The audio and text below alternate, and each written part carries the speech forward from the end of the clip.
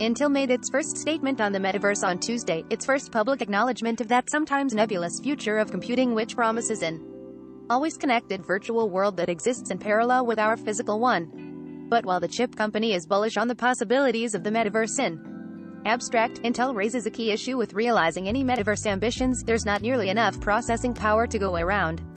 The metaverse may be the next major platform in computing after the World Wide Web and mobile. An editorial begins from Raja Kadori, a senior vice president and head of Intel's Accelerated Computing Systems and Graphics Group. But Kadori quickly pours cold water on the idea that the metaverse is right around the corner. Our computing, storage and networking infrastructure today is simply not enough to enable this vision, he writes. Crucially, Kadori doesn't even think we're close. He says that a 1000x increase in power is needed over our current collective computing capacity. Related, what is the metaverse, and do I have to care? Mark Zuckerberg is betting Facebook's future on the metaverse. A lot of the metaverse hype has been built around what you'll do there, be it virtual reality meetings, digital concerts, and of course, blockchain and NFT-based integrations. And there's plenty of excitement about the future of virtual and augmented reality headsets too, whether it be Meta's Quest products, formerly known as Oculus, or Apple's long-rumored headset. But the actual building blocks of the metaverse aren't just going to be software and virtual spaces, which, of course, is its own fight, given that today's digital worlds are extremely self-contained, or even the headsets and gadgets people wear to get there. It'll be in the computers and servers that run the vast, shared virtual worlds the metaverse posits as the future of technology. And it's there that Intel has the biggest reality check. Today's computers are just simply not powerful enough to make those dreams a reality. They're not even close. Today's computers aren't even close to powerful enough for the metaverse. On the one hand, the statement here is almost laughably obvious. Meta's flagship VR space, Horizon Worlds, maxes out at 20 participants for a space, and that's 4 basic Roblox-style animated worlds. The state-of-the-art in VR still requires thousands of dollars of PC gaming hardware, with plenty of drawbacks, like requiring a tethered headset and graphics that still don't measure up to what 2021's best flat-screen games can offer. And even the biggest traditional video games that aren't dealing with the added demands of VR like Fortnite or Battlefield 2042 can only handle up to 100 to 128 players at a time. As Kadori notes in his editorial, we can't even put 2 people in a truly detailed virtual environment with today's technology. Consider what is required to put 2 individuals in a social setting in an entirely virtual environment, convincing and detailed avatars with realistic clothing, hair and skin tones, all rendered in real-time and based on sensor data capturing real-world 3D objects, gestures, audio and much more. Data transfer at super high bandwidths and extremely low latencies, and a persistent model of the environment which may contain both real and simulated elements.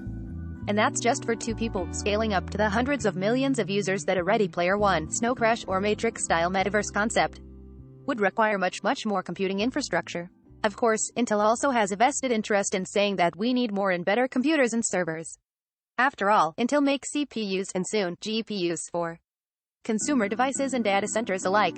And if the metaverse, the hottest buzzword technology of the future, needs a literal 1000x increase in computing capacity, well, that's just good for business. It's no coincidence that Intel explicitly called out both its client compute and cloud processors and graphics products in its metaverse brief. The problem, though, is that even Intel doesn't think that the hardware alone is going to get us to 1000x.